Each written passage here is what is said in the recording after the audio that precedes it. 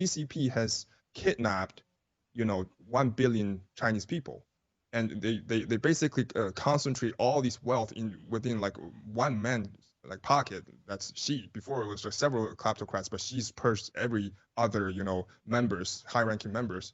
He's been disappearing, for example, rocket force, generals and foreign ministers, defense ministers, all these people. Like he's been purging everyone, and now it's one-man party. It's Xi party, Xi's Communist Party, and then he used that to blackmail the whole world with money, right? And every time there's a talk, it's not necessarily a fair conversation. Every time they say, okay, I give you this, and then you keep silence on Taiwan, or I give you, or if you say something on something like I do not agree, then we will pull back. We'll pull back investment. We'll pull back. We'll shut down the market to you. So those are mafia ways to talk, and it always work because they have developed so much experience throughout decades after the opening up reform era, like in 1970s and 80s.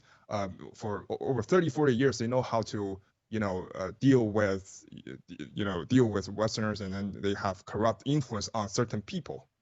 Right? For example, Kissinger just passed away aged 100 years old. He's been one example, right? CCP will use all the resources. CCP could tell any official, say, like, you come to China, like there's no consequence. There's no responsibility you have to bear. Like you can come here, we can give you money, we can bribe you, and then you can have sex with minors. You can have the whole country is yours because there's no law. There's no rule of law. You can never get that resource. You can never do that in a lawful, in a country, in a Western country, in the United States. But you can do anything. For example, in Tibet, right? That's why if you check like who's flying like frequently to Tibet, who's corrupted.